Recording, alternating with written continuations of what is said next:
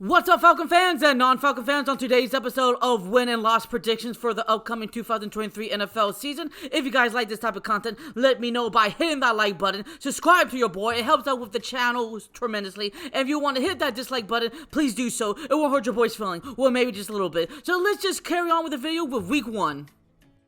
I have the Atlanta Falcons taking their first dub against the Carolina Panthers, 30-17, and the reason why I state this is because Arthur Smith is coming to his third season as the head coach of the Atlanta Falcons organization. Now, Frank Reich was previously the head coach for the Indianapolis Colts when he had Andrew Luck, but unfortunately when Andrew Luck retired, they went through a carousel of quarterback, situations where he got fired, and now he's coming to the Carolina Panthers as the head coach for the first time in that organization. So I think there's a lot of timing and a lot of adjustments he will have to take, especially with his brand new number 1 quarterback in Bryce Young, who I think is very talented, but it won't click automatically right away. So I give that point to Arthur Smith. And number 2, I think the Atlanta Falcons defense is a little bit better starting off against the Carolina Panthers offense. And the reason why I state that because Bryce Young is still new to the game. So he still has to get in sync with Jonathan Mingo, Laviska Shenault, Adam Thielen, DJ Chark, Terrence Marshall Jr., Hayden Hurst, Ian Thomas, and Tommy Tremble, who are all pretty good weapons. But I think that the Atlanta Falcons veteran presence, especially when you have Calais Campbell, Jerry Grady, David Otamata, and then we got all these brand new pass rushers that can definitely affect Bryce Young's, mental state. His timing will get off, and our secondary will definitely can take on the wide receivers for the Carolina Panthers. So I think that gives us an extra advantage. So that's why I have us winning this first game. In week 2, against the Green Bay Packers at home, I gave the Atlanta Falcons another dub, so we go 2-0, and the score might shock a lot of people, but it's a pretty close game, 28-24, and the reason why, I just don't know how Jordan Love will perform, because in his rookie season back in 2020, he did alright, for the moment of playing time he had, because Aaron Rodgers was out or was playing. And, last season where he got to play in 4 games, 2 games against the Vikings, 1 game against the Jets, and 1 game against the Eagles. And I wasn't truly impressed with his game. Now, that's because he probably didn't get enough time to really develop into a starting role until this season where he's going to get the starting helm. So he might become a baller, his third season. Maybe that's the key for him to be successful. But even still, I decided to give this a little bit more of a game because I do like the Green Bay Packers wide receiver room because Christian Watson was an excellent guy for them last year. Now, was that because of Aaron Rodgers' productivity towards him, or was he just a baller already? Then you got the kid from Virginia, Wicks, that I thought the Falcons should take. And then they got Romeo Doubs, who I like as well, who came from Penn State. And then you got to think about their defensive side of the ball, where they got Devontae Campbell, a former Falcon who's been an all-pro for them since leaving us. And then they got, 2 really good corners and Javier Alexander. And then you have Eric Stalks, who are very well shut down corners. So this definitely could be, a very tight game, and it's not like a blowout or anything like that. Because we don't know what Jordan Love can truly become, I'm going to give this a closer game than it should have. But either way, we still come out with a victory. In week 3, against the Detroit Lions in Ford Field, I gave the Atlanta Falcons their first loss of the season by 34-23, and Dan Campbell is such a wild card for a head coach. You don't know what he's thinking. You don't know what type of scheme plays he's going to do. You don't know what type of third down conversion, fourth down conversions, punt down conversion he's going to play on every given down.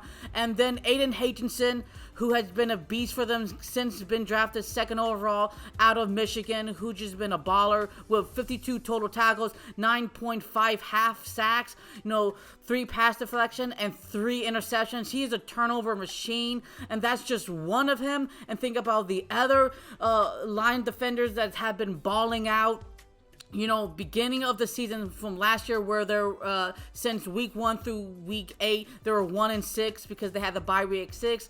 But then after that, in week 9 through week 18, they have been going on a hot streak on 9-8. So they're very potent, and they've been scoring, averaging over 30 plus points per game. So they're very well established in that, and I think the Atlanta Falcons will be in containment of them.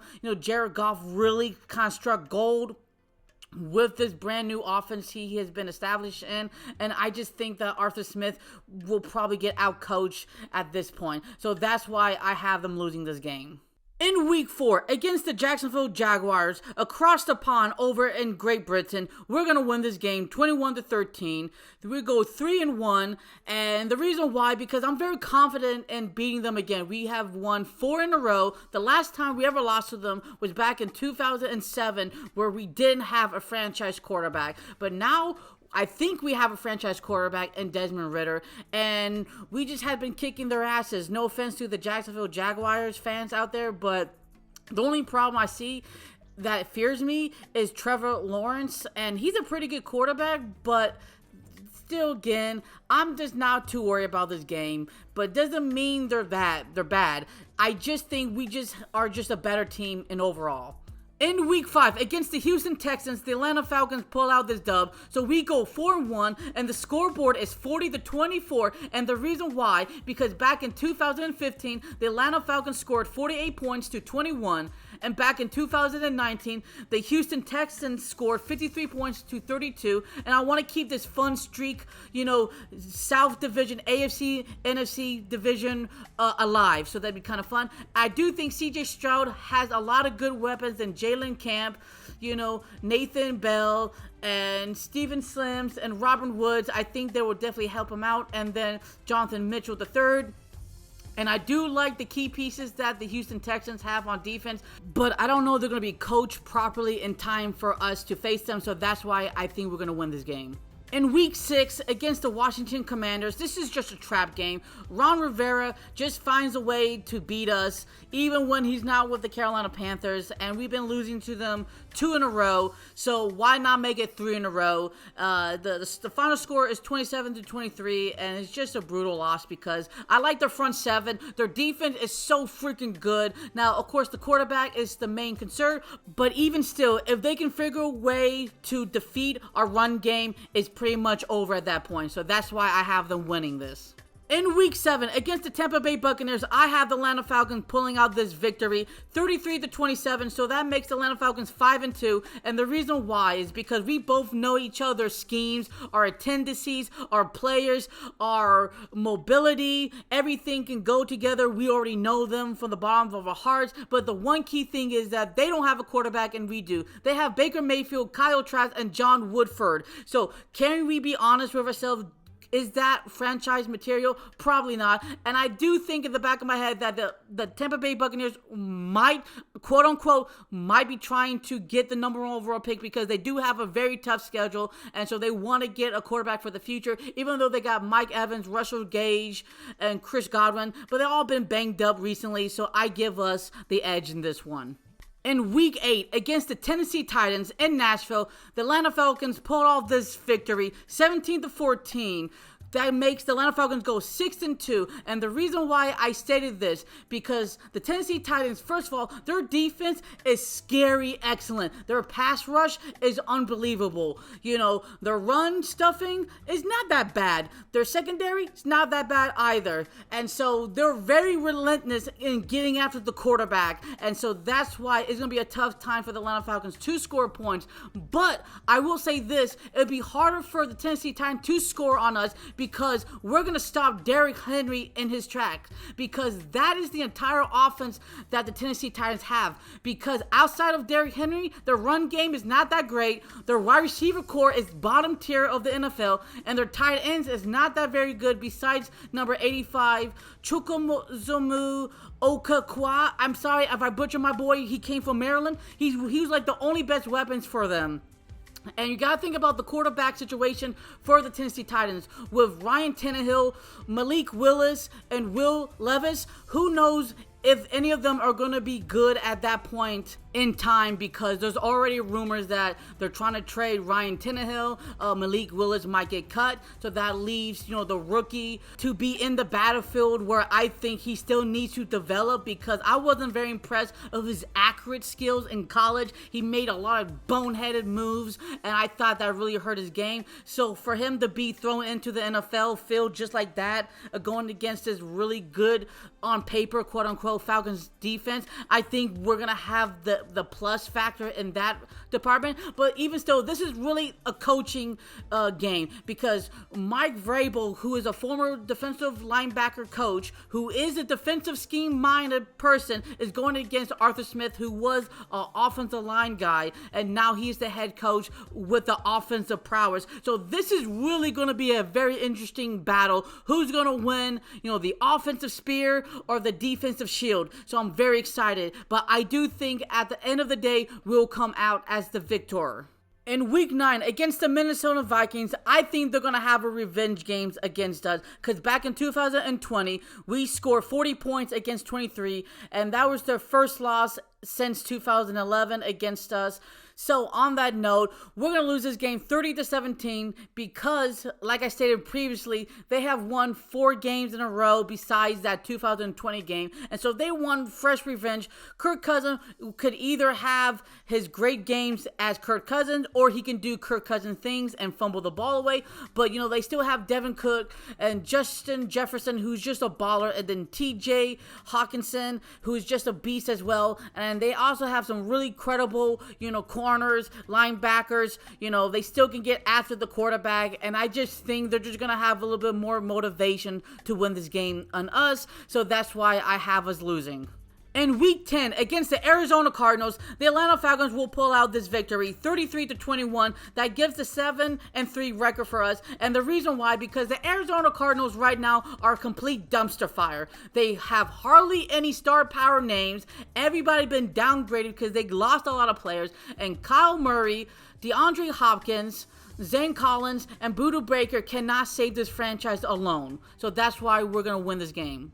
The Atlanta Falcons had their bye week at Week 11. So in Week 12, against the New Orleans Saints at our house, we're going to win this game 27-24, and we go to 83. And can I give any statistics why, or any depth why? No. This is just, you have to beat them at all costs. I am sick and tired of losing to these Aints. Every time when we're about to win, they somehow pull it out of their asses to win the victory. I'm sick and tired of it. The Falcons, you have to win these games against your division rival to even think about winning the Super Bowl. You got to win your division, and you got to start with the Aints. This is a must win. I don't care how you do it. I don't care if you pay the refs. I don't care what you do. You have to win these games. You got to win these games. This is just me being very emotional, and I probably shouldn't, but I'm just sick and tired of losing to Cam Jordan so many times. So please, whatever you do, the Falcons have to win this game, period. Let's move on.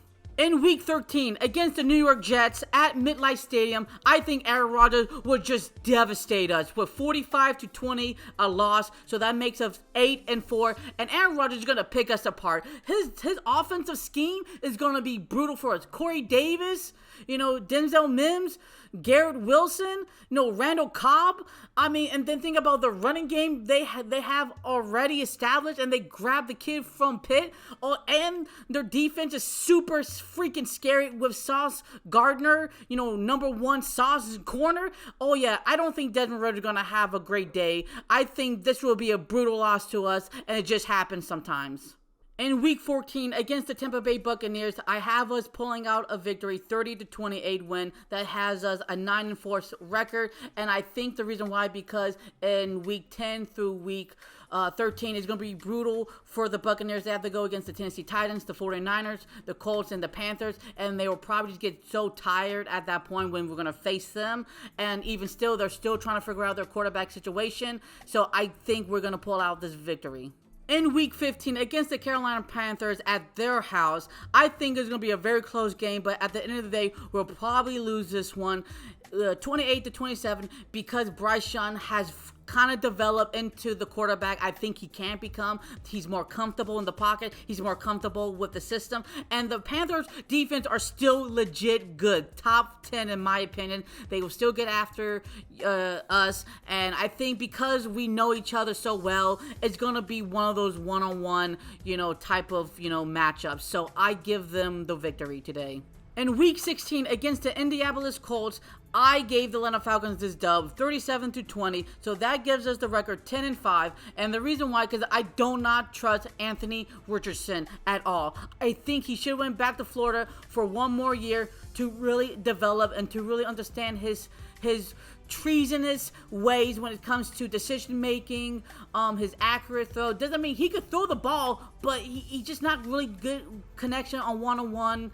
And they have Gardner Minshew and Sam Ehlinger, so I'm really not worried about them. And their only defensive player I'm really worried about is Leonard, the linebacker, and then maybe Forrest Buckner. But everything else, I'm just not really too scary, with them. Besides Mo Alex Cox from the tight end position. But either still, I think we're gonna smoke them. In Week 17 against the Chicago Bears at Soldier Field, I gave the Atlanta Falcons this victory, 14-10, 11-5 record, because it's going to snow. I don't know how badly it's going to snow, but it is going to snow there at some point around the December area. So I'm very excited to see that. And it's definitely a game changer because that makes the point score very low. So I think it depends on who's going to run better. And I do like our chances a lot better, even though Justin Fields is the hell of a running quarterback, but he still has to fix those mechanics when he's throwing. Now they have, DeAndre Foreman, who they just got from the Carolina Panthers, and that's definitely a huge plus. And then Khalid Hubbard over there. But I still think that this Falcons defense has improved so much that Justin Fields has not improved enough when it comes to his offensive side of prowess.